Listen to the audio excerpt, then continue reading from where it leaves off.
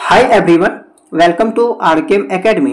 तो देखिए, आज के इस वीडियो में हम आपको झारखंड बीएड एडमिशन के बारे में ए टू जेड संपूर्ण प्रोसेस के बारे में बताने वाले हैं कि रिजल्ट आने के बाद आपको क्या क्या करना होगा, काउंसलिंग का क्या प्रोसेस होता है, इसमें आपको क्या करना होता है, ऑनलाइन होगा ऑफलाइन होगा, सभी चीज़ों के बारे में बात करेंगे। ठीक है। इसके अलावा एडमिशन में आपका क्या क्या डॉक्यूमेंट्स लगेगा और लास्ट में बात करेंगे कि आखिर कब तक आपका जो है वो बीएड का क्लास स्टार्ट हो जाएगा। तो चलिए वन बाय वन सभी चीज़ों को देखते हैं।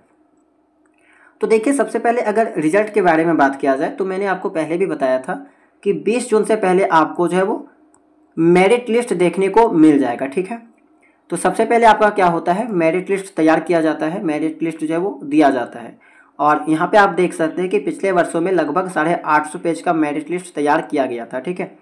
अब मेरिट लिस्ट में बहुत सारे स्टूडेंट का नाम होता है, लगभग 45,000 50,000 स्टूडेंट्स का नाम आप लोग देख सकते हैं।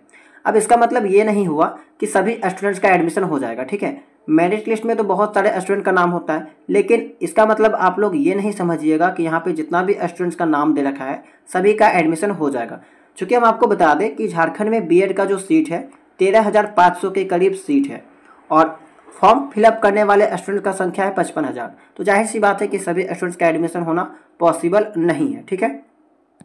तो मेरिट लिस्ट आपका आने के बाद इसमें आपको जो है 1 से 2 दिन के अंदर इंडिविजुअल मार्कशीट दिया जाएगा, यानी कि इसको स्कोर कार्ड के नाम से भी जानते हैं, जिसमें प्रत्येक स्टूडेंट्स का अलग अलग मार्क्स के बारे में जिक्र रहेगा, उनका CML रैंक क्या है, कैटेगरी रैंक क्या है, इन सभी चीज़ों के बारे में जानकारी रहता है और इसका यूज आप लोग एडमिशन के टाइम करते हैं। ठीक है। CML रैंक और कैटेगरी रैंक के आधार पे ही आपको जो है वो कॉलेज मिलता है। ठीक है। तो ये भी आपका एक तरह का रिजल्ट है, इंडिविजुअल रिजल्ट है। प्रत्येक स्टूडेंट्स को अपना ऑफिशियल वेबसाइट जो JCCB बोर्ड का है वहाँ पे जाकर अपना ID पासवर्ड लॉगिन कीजिएगा तो आपको यहाँ पे ये चीज़ देखने को मिल जाएगा। इसके बाद क्या होगा कि रिजल्ट आने के बाद 1 सप्ताह के अंदर आपको काउंसलिंग का नोटिस देखने को मिल जाएगा। ठीक है। लगभग 4 से 5 काउंसलिंग करवाया जाता है। ठीक है। जब तक आपका सीट फुल नहीं होता है तब तक आपका काउंसलिंग चलता है और लास्ट में जब बहुत कम सीट बच जाता है तो उस टाइम ओपन एडमिशन लिया जाता है। ठीक है। तो यहाँ पे सबसे पहले फर्स्ट काउंसलिंग का ऑफिशियल नोटिफिकेशन आएगा, जिसमें आपका लगभग जिसका भी रैंक है 1 से लेकर 10,000 तक स्टूडेंट्स का, उनको यहाँ पे मौका दिया जाएगा। फिर इनको मौका मिलेगा, ये लोग काउंसलिंग करेंगे, कॉलेज का सिलेक्शन करेंगे, फिर इनका एडमिशन होगा। फिर जितना सीट बच जाएगा उसमें फिर आपका 1 से लेकर 20,000 स्टूडेंट्स को मौका मिलेगा। ठीक है। इसको हम लोग सेकेंड काउंसलिंग के नाम से जानेंगे। फिर आपका थर्ड काउंसलिंग होगा, फिर फोर्थ काउंसलिंग होगा, ऐसे आगे चलता रहेगा। ठीक है। तो ये आपका काउंसलिंग हो गया। अब देखिए काउंसलिंग में क्या किया जाता है। ठीक है। तो काउंसलिंग में बस बेसिकली आपको एक छोटा सा बेसिक सा फॉर्म फिलअप करना होता है और उस फॉर्म में आपका पहले से जानकारी सब कुछ रहता है। बस आपको वहाँ पे कॉलेज का सिलेक्शन करना होता है कि आपको कौन कौन सा कॉलेज चाहिए एडमिशन के लिए। ठीक है।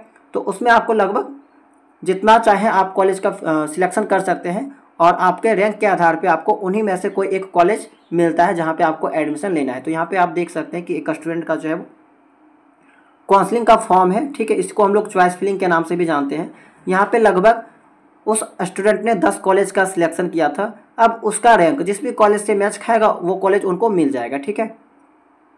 तो बस काउंसलिंग में आपको कॉलेज का सिलेक्शन करना होता है, ऑनलाइन फॉर्म फिलअप होता है, ऑनलाइन में आपको जो कॉलेज का सिलेक्शन करना होगा। कुछ फीस यहाँ पे रखा जाता है काउंसलिंग का, उतना फीस आपको देना होता है। ठीक है।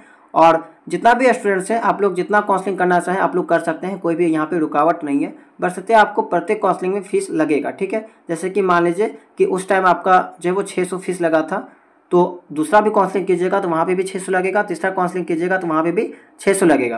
पिछला साल 450 के आसपास लगा था। तो प्रत्येक साल फीस में जो वो थोड़ा बहुत ऊपर नीचे होता है। अब देखिए इस बार काउंसलिंग में कितना फीस लगेगा वो आपको ऑफिशियल नोटिस आने के बाद ही पता चलेगा। ठीक है। और यहाँ पे भी आपको एडमिशन के टाइम क्या क्या डॉक्यूमेंट्स लगता है उसके बारे में जिक्र रहता है। ठीक है। तो आप लोग क्या कीजिएगा, काउंसलिंग कर लीजिएगा। काउंसलिंग होने के बाद फिर आपका 1 से 2 सप्ताह के अंदर चॉइस अलॉटमेंट सर्टिफिकेट दे दिया जाता है, यानी कि इसमें आपका इस बात का इन्फॉर्मेशन रहता है कि आपके रैंक के आधार पे आपको कौन सा कॉलेज मिला है, इसके बारे में जानकारी दी रहती है। जैसे कि वहाँ पे अभी 10 कॉलेज का सिलेक्शन किया गया था, उसके आधार पे उनका जैसा मार्क्स था उसके आधार पे इनको जो है वो बोकारो स्टील सिटी कॉलेज मिल गया। ठीक है। अब यहाँ पे ये चाहेंगे तो एडमिशन ले सकते हैं और अगर नहीं चाहेंगे तो स्किप कर सकते हैं। स्किप कर देंगे तो फिर इनको जो वो दोबारा सेकेंड काउंसलिंग करना पड़ेगा। ठीक है। या फिर थर्ड काउंसलिंग भी कर सकते हैं, इनका मर्जी है। तो यहाँ पे बस क्या होगा, चॉइस अलॉटमेंट सर्टिफिकेट दे दिया जाता है। फिर इसी चीज़ को लेकर जो है वो आपको इस कॉलेज में जाना है। एक फिक्स डेट दिया जाता है कि इतना डेट के अंदर जो है आपको इस कॉलेज में जाके एडमिशन ले लेना है, ठीक है। तो यहाँ पे आपको यही सर्टिफिकेट लेके जाना है। कुछ डॉक्यूमेंट्स यहीं पे आपको देखने को मिल जाएगा और ये सभी डॉक्यूमेंट्स लेके जाना। आगे हम लोग बात करेंगे कि एडमिशन के टाइम आपको क्या क्या डॉक्यूमेंट्स लेके जाना होता है। अब एक केस यहाँ पे समझ लीजिए कि मान लीजिए कि एक स्टूडेंट्स है जो यहाँ पे काउंसलिंग किए और उनको फर्स्ट काउंसलिंग में कोई कॉलेज अलॉट हो गया। अब वो चाहते हैं कि उस कॉलेज में एडमिशन नहीं लेना चाहते हैं, तो वो क्या करेंगे कि सेकेंड काउंसलिंग में भी पार्टिसिपेट करेंगे और फिर मनपसंद कॉलेज अपने आमने सामने लेना चाहते हैं तो वहाँ पे एडमिशन ले सकते हैं। फर्स्ट काउंसलिंग में जो उनको कॉलेज मिला था वो आपका स्वतः रद्द हो जाएगा, ठीक है, कैंसिल हो जाएगा। फिर आप सेकेंड में एडमिशन ले सकते हैं, तो कोई समस्या यहाँ पे नहीं है। आप लोग जितना चाहें उतना काउंसलिंग कर सकते हैं। अब बात करें यहाँ पे कि एडमिशन के टाइम आपको क्या क्या डॉक्यूमेंट्स लगेगा। तो एडमिशन के टाइम क्या क्या डॉक्यूमेंट्स लगेगा, इसका लिस्ट आपको 2 जगह देखने को मिलेगा। पहला, जब आपको सीट अलॉटमेंट लेटर दिया जाता है उस टाइम भी आपको उस लिस्ट में देखने को मिल जाएगा, जैसा कि मैंने अभी आपको दिखाया कि यहाँ पे देख सकते हैं। सेम चीज़ है, यहाँ पे सारा डॉक्यूमेंट्स का नाम देखने को मिल जाएगा कि ये डॉक्यूमेंट्स आपको जो वो उस कॉलेज में लेके जाना है, इतना से इतना डेट के बीच में आपका एडमिशन हो जाएगा। तो वही चीज़ यहाँ पे लिया गया है कि सबसे पहले आपका 10th का जो ओरिजिनल सर्टिफिकेट है, जिसके अंदर आपका 10th का मार्कशीट हो गया, पासिंग सर्टिफिकेट हो गया, एडमिट कार्ड हो गया, ये सब चीज़ चाहिए, ठीक है। ये सब चीज़ बस कॉलेज में आपको दिखाना होता है, ओरिजिनल वाला लेके जाना होगा, ठीक है। वो सब चीज़ बस दिखाना है, वो लोग वेरीफाई करेंगे, वो लोग रखेंगे नहीं। कॉलेज का आपका जो लिविंग सर्टिफिकेट है या फिर जो स्कूल का लिविंग सर्टिफिकेट है वो आपको चाहिए होगा वहाँ पे। माइग्रेशन सर्टिफिकेट है ओरिजिनल वाला, और ये वाला जो डॉक्यूमेंट्स है वे लोग रख लेंगे। कैरेक्टर सर्टिफिकेट मांगा जाता है ओरिजिनल वाला, ये वाला आप उनको दिखाना होगा, फिर आपको वापस दे दिया जाएगा। मार्कशीट आपको चाहिए 2 जेरॉक्स कॉपी, एडमिट कार्ड आपका चाहिए, ठीक है। मेडिकल सर्टिफिकेट ऑफ फिटनेस चाहिए, यानी कि मेडिकल सर्टिफिकेट जो कि आपको हॉस्पिटल से बनाना होता है, किसी भी गवर्नमेंट हॉस्पिटल से आप लोग बना सकते हैं। रिसेंट का कलर फोटोग्राफ चाहिए, ठीक है। कास्ट सर्टिफिकेट चाहिए होता है अगर आप रिजर्व कैटेगरी से बिलोंग करते हैं। अगर आप लोग EWS कैटेगरी से बिलोंग करते हैं तो आपको ये चीज़ चाहिए होगा। इनकम सर्टिफिकेट चाहिए होगा। एंटी रैगिंग डिक्लेरेशन सर्टिफिकेट चाहिए होगा, जो कि आप कोर्ट से यहाँ पे बना सकते हैं। आधार कार्ड आपको चाहिए होगा। अब यहाँ पे देखिए, जो मार्कशीट और जो एडमिट कार्ड मांगा गया है वो आपका क्या लगेगा, तो क्लास 10th से लेकर अगर आपने ग्रेजुएशन तक किया है तो सभी का आपको देना होगा, ठीक है। क्लास 10th से लेकर क्लास 10th का देना होगा, 12th का देना होगा, ग्रेजुएशन का देना होगा। तो ये सब चीज़ें जो है यहाँ पे उनको देना होगा, जमा करना होगा। तो ये सब कुछ बेसिक सा डॉक्यूमेंट्स था। अगर आपके पास इन सब में कोई डॉक्यूमेंट्स नहीं है तो आप लोग बनवा लीजिएगा। खास करके बहुत सारे स्टूडेंट के पास जो है वो एक चीज़ की वे लोग स्कूल से जो है पासिंग सर्टिफिकेट नहीं लिए रहते हैं, तो वो चीज़ आप लोग मंगवा लीजिएगा, ठीक है।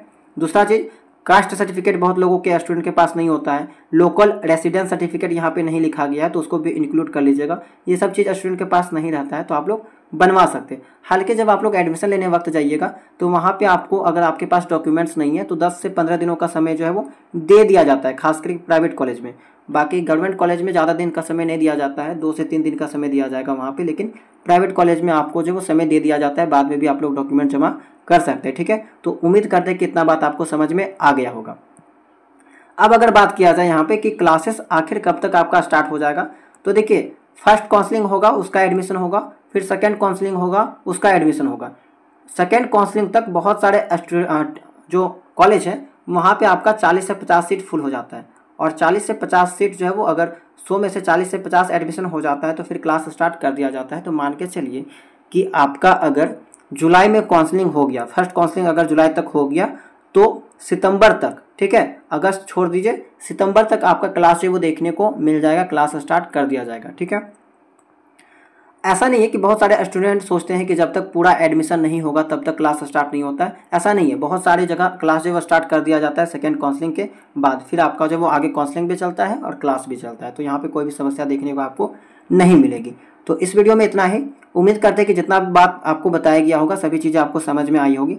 बाकी अगर आपका एडमिशन के रिगार्डिंग कोई डाउट रह जाता है तो आप लोग कमेंट सेक्शन में पूछ सकते हैं। अगर आप लोग चैनल में नए होंगे तो चैनल को सब्सक्राइब कर लीजिएगा, क्योंकि यहाँ पे अगर आप टीचिंग फील्ड से कनेक्ट हो चुके हैं तो ये चैनल आपके लिए बहुत ही हेल्पफुल रहने वाला है। टीचिंग फील्ड से रिलेटेड जितने भी अपडेट आते हैं बीएड को लेके, टीचिंग वैकेंसी को लेके, तो यहाँ पे सभी चीज़ों का इन्फॉर्मेशन आपको जो है वो दिया जाता है। तो चैनल को सब्सक्राइब कर लीजिएगा, बेल आइकन को ऑन कर लीजिएगा, और अगर आप टेलीग्राम चैनल को ज्वाइन नहीं किए होंगे तो ज्वाइन कर सकते हैं, वहाँ पे भी आपको जो है वो अपडेट वगैरह देखने को मिलती है। तो चलिए मिलते हैं हम लोग नेक्स्ट वीडियो में किसी नए इन्फॉर्मेशन के साथ।